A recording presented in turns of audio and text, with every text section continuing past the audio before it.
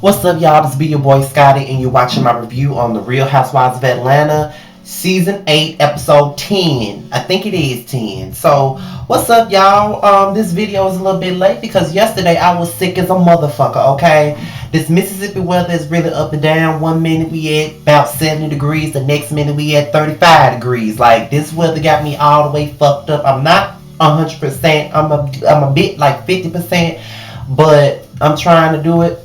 And I wasn't going to do this video at all, but I know y'all want the video, so I'm going to give it to y'all. Now, I only got 6 notes, and there wasn't really much to discuss, but what I'm going to do is, I'm going to start off with Phaedra, Aiden, and Apollo. Now, apparently, as it was already explained to us, Phaedra and Apollo are co-parenting in their own unorthodox way. He is in prison, and there's so much he can do as co-parenting. It's pretty clear that Aiden knows where his dad is. He's always excited to hear from his dad. And, despite whatever situation it is, he does have every right to be excited to hear from his dad. I mean, if my dad was in jail and I was that young, it really wouldn't matter what the fuck he did. I would still be happy to hear from my father. So, it's nice to know that he's not completely in the dark, but Apollo should not be giving anybody no false hope by saying, oh, I'm going to be home soon and blah, blah, blah, blah, blah. You won't be home soon, motherfucker. You gone for 8 years. So 8 years ain't soon at all. But, but Aiden is still young, so you still have to sugarcoat it because he is young. So I'm going to go ahead and get into the Million Man March right about now. And I don't know. I think Kim annoyed me the most during this Million Man March because it seemed like, Sheree and Portia and Phaedra, they were really into this whole Million Man March thing. And it was good to see, shit like that being portrayed on the show. And it is important because me, myself, in my 20s, I am an African American man. And not only am I a black man, I am a black gay man. So it is hard for, me, for niggas like me. Well, not niggas. For dudes like me. Because I am black and I am gay. So the odds are all the way against me. Not only am I black, but I am also gay. And I'm a man. So the odds are automatically against me. And I'm an endangered species. So at the end of the day, it's nice to see something positive, you know what I mean? And of course, we don't really have much to say on vlogs about the positivity that goes on, but we do get to acknowledge the fact that it's a good thing to show on TV besides, the drink throwing, the purse snatching and shit like that. So I can say that, and it was nice to see that, but it just felt like Kim really wasn't into it like that. And I just didn't understand it. But it is what it is.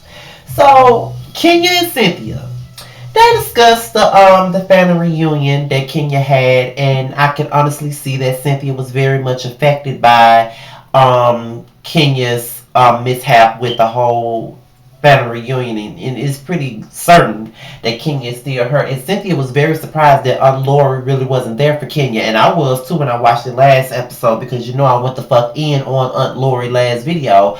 But the way that Cynthia reacted, I really didn't understand. I mean, because I, as someone who vlogs weekly on the Housewives of Atlanta, and someone that really doesn't like, Kenya like that, I really did feel her pain because at the end of the day, you never want, for somebody to deal with some shit like that. And I do think that, as a woman, you should want that love. You should have that mother's love. It not just as a woman, as a man, as a child, as whatever. You should always have that mother's love. And for a person to know that their mother really didn't want them and to show it all those years is really fucked up. So Cynthia's reaction was a reaction that anybody with a heart would have. You know what I'm saying? Whether you like someone or not, if you got a heart, you would feel that emotion. So let's talk about. I hate sniffling on camera. It sounds so disgusting. So, but it's just even more disgusting to blow your nose on camera. Oh God. Ugh. But anyway, let's talk about the situation between Kenya and Aunt Lori. This whole scene made me mad. What I hate about black families is that we always sugarcoat things that happened in the past. And just watching Kenya and Aunt Lori really pissed me off. Why? Because my mother said that it was okay for me to tell this story. So I'm gonna go ahead and tell it because is reminiscent of Kenya and Aunt Lori's situation. Okay, my mother was born in Chicago. My grandmother lived in Chicago when she gave birth to my mom. When my mom was 6 weeks old, my grandmother sent her down here to Mississippi and let her be raised by my mother's grandmother, which is my great grandmother. So my great grandmother raised my mom from 6 weeks old on up. And when my mother was in high school, she was raised by her aunt. So my great grandmother and my great aunts, all raised my mom. When my mother was growing up and she lived out here in Mississippi, my family would always send her up to Chicago to spend the summer with her mom. But every summer she went up to Chicago to visit her mom and stay with her mom for the summertime, my mother was being abused every day by her mother. My mother was getting constantly beat on, punched in the eye, punched in the face, everything like that by her mother. Nobody wanted to touch on the fact that she was being abused. And some people saw her being abused and they still wouldn't talk about it. And because my mother would come back to Mississippi, she would tell people, but nobody would believe her. Certain cousins seen it, and sometimes they'll tell her, oh, you just gotta let that go, or you need to sweep it under the rug. And there was an incident where my mother was 17 and they all witnessed the abuse. And nobody would say anything, nobody would step in. Everybody would say, that's your mother. That's your mom. I ain't got nothing to do with it. That's your mother. You know what I'm saying? You're supposed to love your mama despite the fact that she's getting abused by this woman every time she goes to visit her.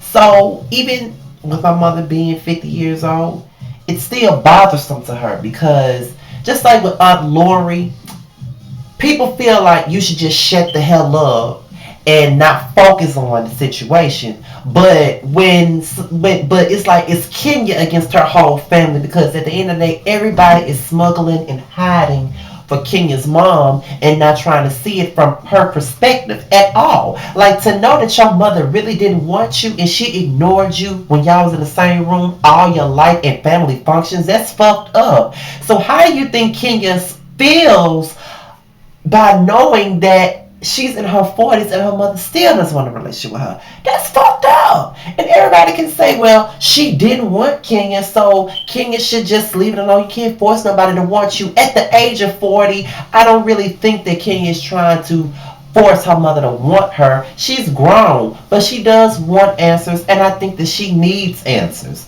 And that's just like with my mom and my grandmother. They don't have a relationship because my grandmother would not admit to her wrongdoing. She won't admit that she was abusing my mom.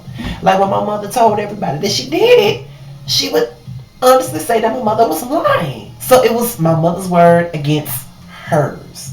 You know what I mean? And everybody ran to their sister's side and protected their sister. The same thing that Aunt Lori's doing. Despite the fact that they knew that what she was doing was wrong, they still stood by their sister's side and protected her and said that my mom needed to get over it. The same thing with Kenya and Aunt Lori. And I don't get why black families especially like to sweep bullshit like that under the rug and choose not to address it, and they wonder why their family's so fucked up because they never address the issues. So I feel for Kenya on it because I've seen it all my life with my mom and my grandmother.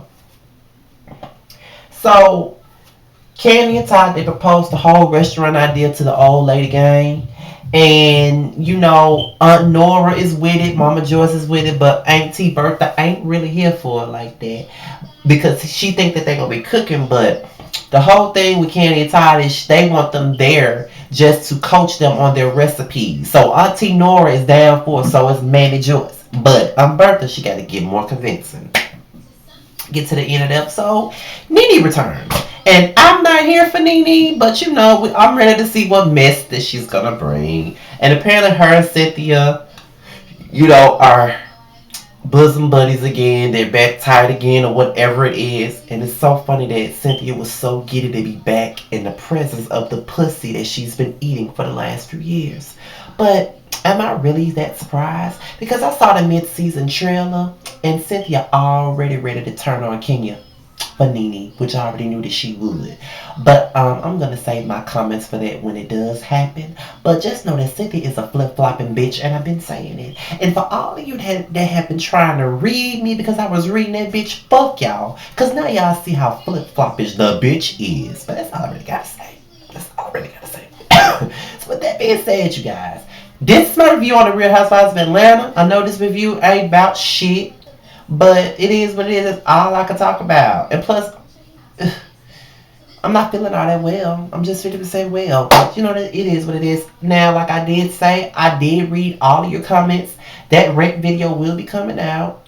And I will be speaking on a lot of the things that you left up under my comment box. So be on the lookout for that. I'm about to film my Love and Hip Hop review, and I'm about to go my ass to sleep. And I'm out of here, y'all.